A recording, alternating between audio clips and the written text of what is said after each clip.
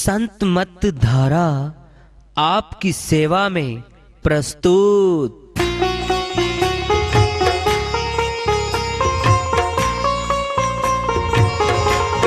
जो चाहता है प्रभु प्यारा वो आओ संत मत धारा।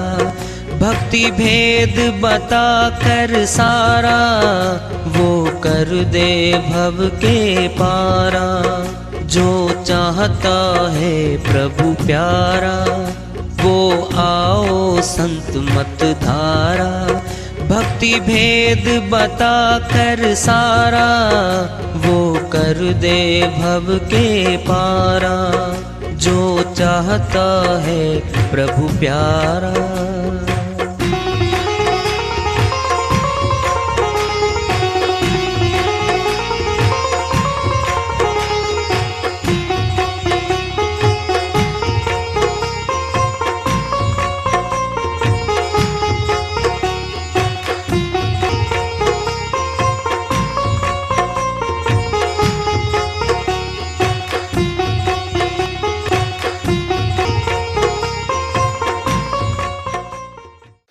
परम पूज्य सदैव स्मरणीय सदगुरु साहिब की जय हो। सतनाम साहिब। आदरणीय सर्व संतों की जय हो। उपस्थित आदर के योग प्रभु प्रेमी एवं जिज्ञासु आत्माओं, हम सभी पूर्ण पिता परमात्मा सभी सृष्टियों के रचनहार कुल मालिक हम सबके जीवन का आधार उनकी महिमा को सुनने के लिए एकत्रित हैं। मेरी सभी से अर्ज है कि मैं कोई जगत गुरु नहीं, कोई महाराज नहीं, कोई महामंडलेश्वर नहीं। मैं केवल सभी संतों की चरणों की धूल हूँ और आपका भक्ति मार्ग में सहायक हूँ।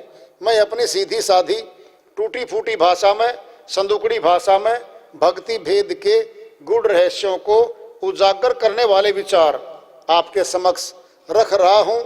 यदि अच्छे लगे अपनाएं, नहीं तो गैर जरूरी समझकर विसार दें। मात्र प्रभु प्राप्ति का विद्यालय है, विश्वविद्यालय है ये, और हम सभी सत्संग में आए हुए हैं। हम जिज्ञासु तभी तो आए हैं। हम पिछले सत्संगों से वार्ता करते चले आ रहे हैं कि चेतावनी से प्रभु प्राप्ति की ओर, इस अध्याय को, इस वार्ता को आज फिर आगे बढ़ा रहे हैं। संत मत क्या है? संत मत संतों का मत यानी संतों का विचार। संतों का विचार कभी सुनी सुनाई बातों पे आधारित नहीं हुआ करता, अपितु संत जो आंतरिक दृष्टि से देखते हैं, आंतरिक ज्ञान से जो अनुभव करते हैं, उसी के बारे में कुछ कहते हैं और कुछ लिखते हैं। और संत अपनी बात को प्रमाणिक मानते हैं, अपनी अनुभूति को प्रमाणिक मानते हैं। जो संत अनुभव करते हैं वह सत्य होता है।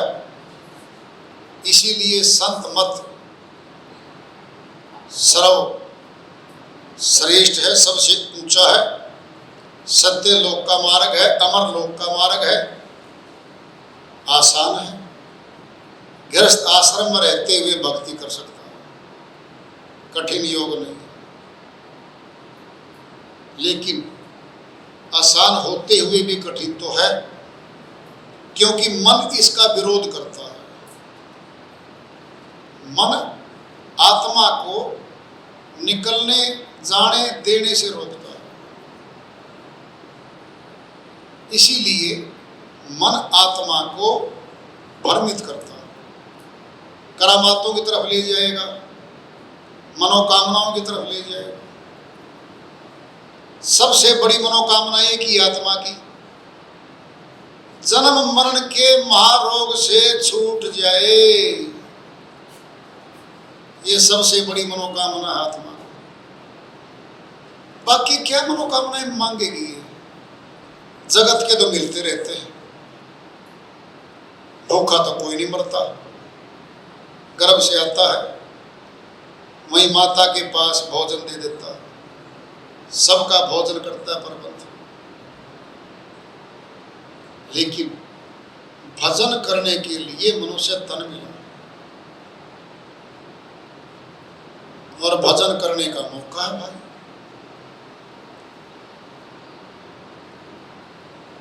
सत्संग दिल से देख तू क्या क्या तमाशे हो रहे,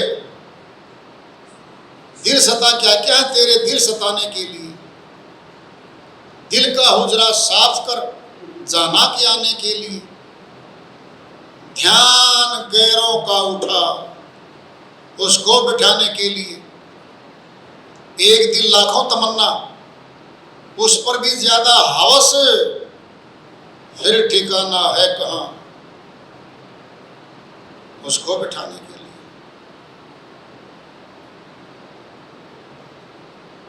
तुलसी साहिब अमरलोक के संत हुए हैं, वह अपनी श्रीवाणी में चेता रहे हैं।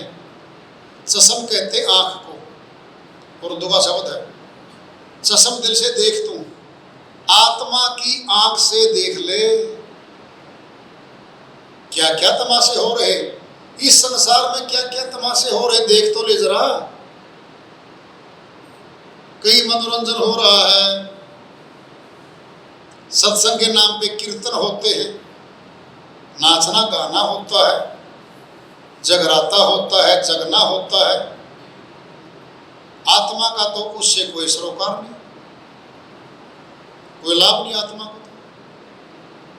तो शरीर थक भी गया, जग भी लिए तो क्या है, कान की इंद्री है, कर्णेंद्री, ये खा गई सारे शब्दों। ससम दिल से देख तो क्या क्या तमाशे हो रहे, क्या क्या तमाशे हो रहे। दिल का हुजरा साफ कर जाना के आने के लिए। जाना को फिल्मी दुनिया में तो हीरोइन हीरो के प्रति दिखाया जाता है, लेकिन तुलसी साहब कह रहे हैं परमात्मा के निमित्त है जाना। दिल का हुजरा साफ कर जाना के आने के लिए। हुजरा कहते हैं कमरे को, दिल के कमरे को खाली कर ले, ये तो भरा हुआ है मोह ममता से, परिवार के रिश्ते नाते धरे, सारे रिश्तेदारियों का मोह, मित्रों का, जमीनों का, जायदादों का, सारा ही तो भर रखा है ये कमरा। दिल का हुजरा साफ कर जाना के आने के लिए। ध्यान गैरों का उठा उसको बिठाने के लिए। ये जो कमरा फुल है, पहले फिल्में चलती थी, सिनेमा हॉल होते थे, जब सिनेमा की टिकट कट जाती थी, भर जाते तो बाहर क्या लटका देते तख्ती, हाउसफुल। अब कोई एंट्री नहीं होगी, हाउसफुल की तख्ती बाहर लटक रही है, जाइए अगले शो में आइए, ये तो पूरा हो गया। हमने भी कमरा फुल करके हाउसफुल की तख्ती बाहर लटका रखी है। परमात्मा कहां से आएगा, कहां बैठेगा, खाली जगह ही नहीं है। ध्यान गैरों का उठा दे, खाली कर दे उसको बिठाने के लिए। परमात्मा को जगह दे दे हृदय में, बैठेगा वो। एक दिल लाखों तमन्ना उस पर भी ज्यादा हवस। कमरा तो एक, पहले फुल और फिर संसार की जरूरतें और मांग रहा है, और दे दो जी, और दे दो जी। एक दिल लाखों तमन्ना उस पर भी ज्यादा हवस, और चाहता है मनोकामना, और चाहता है, फिर ठिकाना है कहां उसको बिठाने के लिए। फिर वो आए परमात्मा, कहे कि तेरे घर में जगह है तो भाई आ जाऊं, हाउसफुल, कहां बैठेगा वो।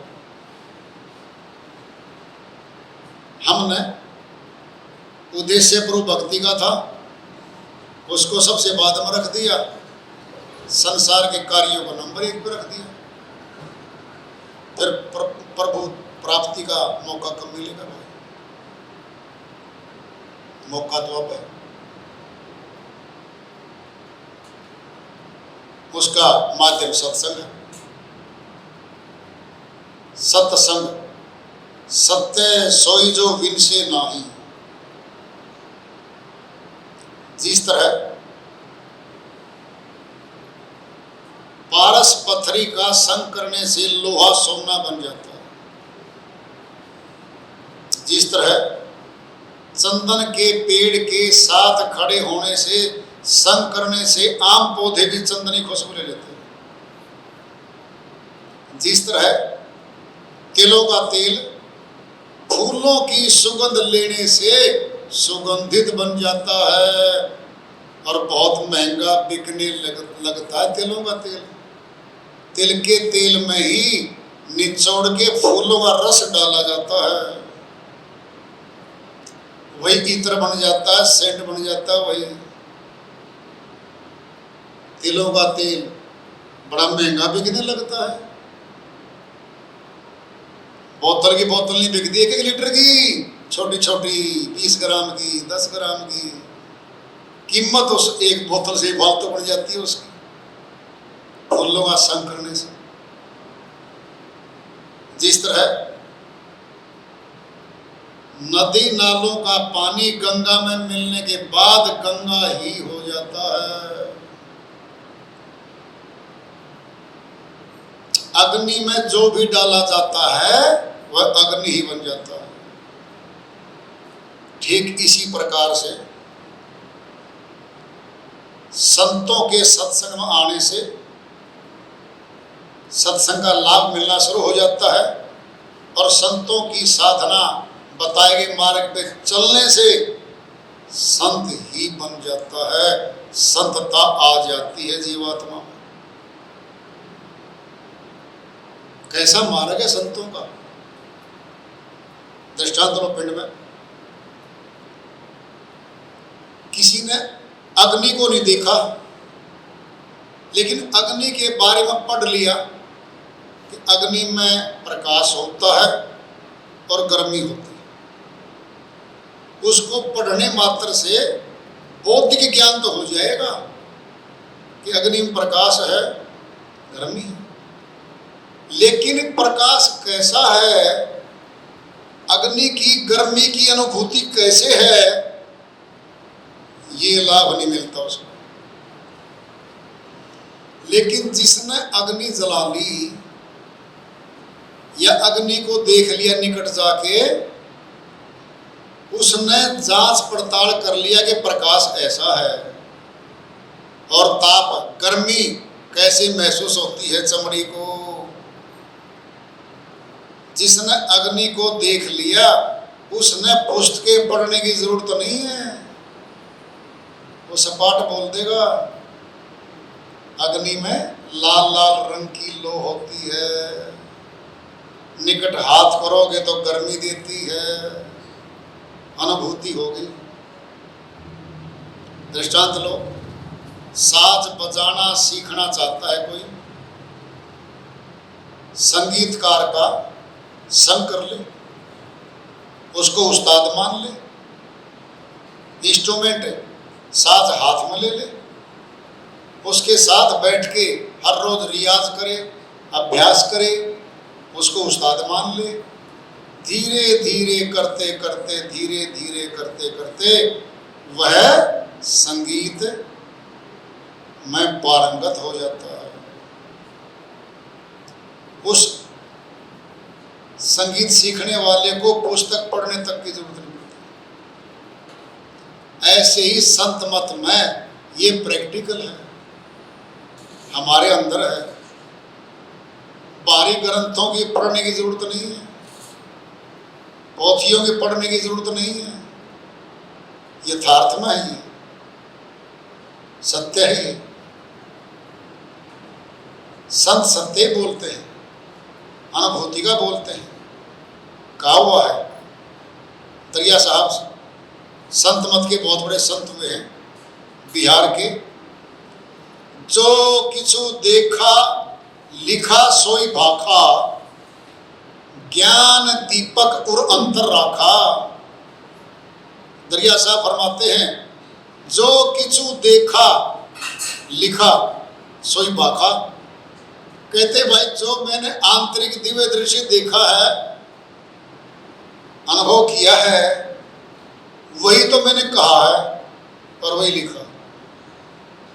ज्ञान दीपक और अंतर रखा, उस ज्ञान रूपी दीपक को हृदय में धारण करके सब सत्य बोल दिया, सत्य लिख दिया। अनुभव कथी गरी कबीर ने, अनुभव बोले हंस, बिना अनुभव कथनी कथे, बूढ़ी जात है वंश। कबीर साहिब कहते हैं कि जितना मैंने बोला लोगों, अनुभव का बोला, सत्य बोला है, सत्य, झूठ नहीं बोला 1% भी। जो मेरे हंस आएंगे वो भी अनुभव का बोलेंगे। अनुभव कथी कबीर में, अनुभव बोले हंस, बिना अनुभव कथनी कथे, बूढ़ी जात है वंश। साहिब सुनाते कहते हैं कि जो मेरे हंस आएंगे, मेरे सत्संग में दाखिला लेके अभ्यास करते करते वह सत्य बोलेंगे, अनुभव करेंगे, वही बोलेंगे। अनुभव क्या है? अनुभव ही सत्य है। एक बच्चे को पता नहीं है, अग्नि फूंक देती है, गलती से उसका हाथ गया, फूंक दिया थोड़ा सा, उसके बाद उस बच्चे को अनुभूति हो गई है, अग्नि फूंक देती है। कभी फिर उसका हाथ उस वापस करवा के दिखाओ, कभी नहीं करेगा। क्यों? अनुभूति हो गई है। कभी भी दोबारा आग में हाथ नहीं डालता बच्चा। फिर वो पशु भी सयाने हैं। जो किसान पशु की ज्यादा पिटाई करता है, दुखी रखता है, अगर कोई खरीद के कोई ले जाए उसको कोई दूसरा, वापस उस खूंटे पे नहीं आता, वो पिटाई करेगा मेरी, मुड़ के जाता।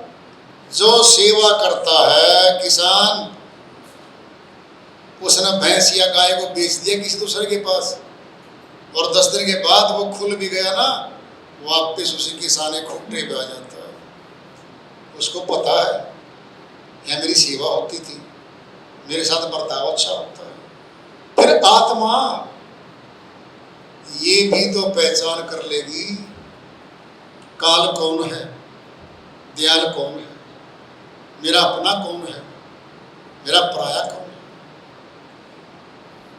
विवेक की आंख जागृत हो जाए, फिर ये आत्मा अपना भला बुरा पहचानने लगेगी, अपना पराया पहचानने लगेगी, फिर ये मार्ग पे चलेगी। और मार्ग तो भाई सत्य भक्ति का है। सत्य भक्ति में सत्य लोक की प्राप्ति है। भक्ति के नाम पे नीचे भी कुछ देते हैं लोग। तो श्रवण भक्ति है, साकार की भक्ति है। नंबर 2 निर्गुण भक्ति है, निराकार की भक्ति है। ये दोनों भक्तियां तो काल की है। सत्य भक्ति दयाल की है, सत्य लोक की है, सत्य पुरुष की है। सत भक्ति में करना क्या है? केवल आत्मा भक्ति करेगी परमात्मा की। ये सुन लो, न हाथों से कुछ करना, न जबान से कुछ करना, केवल आत्मा परमात्मा की भक्ति करेगी। क्यों? आत्मा ही तो कर्म बंधन में फंसी हुई है, निकलना आत्मा नहीं तो है। फिर कैसे कटे कर्मात्मा के? संत मत में कर्म काटने की विधि है। किसी भी बाकी अन्य पंथों में कर्म काटने की कोई विधि है ही नहीं। क्यों?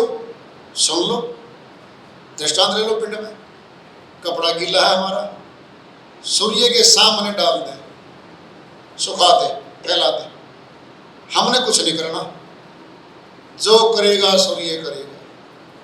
धीरे धीरे अपनी ऊर्जा से, अपनी गर्मी से गिल्लेपन को सुखा देगा। हमने क्या करना? अपनी आत्मा को परमात्मा के सामने करना है। फिर परमात्मा की शक्ति उस आत्मा के गिल्ले कर्मों को सुखा देगी। कैसे कटते हैं कर्म? सुनो ध्यान से। किसान है, चाहे किसान भी ना हो, अनाज तो सभी घरों में होता है। गेहूं है, चना है, मकई है, बाजरा है, बहुत फसलें हैं। जमीन में डाल दोगे, कच्चा बीज है, अंकुरित होगा, फसल का योग बनेगा, उसमें से जमीन में से फूट के बाहर आएगा, अंकुरित होगा, पौधा बन जाएगा। और बीज को भून के डाल दो। चना खाते हैं हम भुना हुआ, इसको बीज दो खेत में, कभी अंकुरित नहीं होगा। क्या है? जर्मिनेशन खत्म कर दिया। दिखने में चना है, भून दिया, अब उगेगा नहीं। ऐसे ही हमारे कर्मों को भून दिया जाएगा, वो फल नहीं देंगे, जर्मिनेशन खत्म हो जाएगा उनका। ये संत मत में है कि बाकी मतों में ये है ही नहीं। वहां कर्म करवाए जाते हैं, कर्म के बदले में कर्म बनते बनते लाखों करोड़ों अनंत कर्म बन जाते हैं। कर्म नहीं कटता, कर्म कटता सत्य भक्ति में है। सूरत शब्द योग में कर्म कटता केवल। सूरत कहते हैं आत्मा को, शब्द कहते हैं परमात्मा। सूरत शब्द योग के अभ्यास से कर्म कट जाता है, आत्मा निर्बंध हो जाती है, बोझा कर्मों का समाप्त हो जाता है। फिर ये अपने मूल स्थान, हंस लोक, सत्य लोक, अमर लोक, अनामी लोक, अकह लोक, अलख लोक, कुछ भी कह लो, वहां जाएगी। फिर आवागमन के महादुख से छूट जाएगी, सदैव आनंद में जाएगी, आनंद ही आनंद है। इन तीनों लोकों में आनंद नहीं है, यहाँ दुख है। जिस सुख को ढूंढने जाती है ना, वहीं उसकी जड़ में दुख छुपा पाता है। तो मनुष्य तन मिला है, ऊंचा तन मिला है, इसका एक ही उद्देश्य है, प्रभु भक्ति करके भगवान से मिल ले, जीवन को सफल बना ले। तो वार्ता चल रही है चेतावनी से प्रभु प्राप्ति की ओर। आज का पड़ाव हम सभी आगे इसको आगे जारी रखेंगे। हम सभी आए प्रेम से बोली सद्गुरु साहिब की जय हो।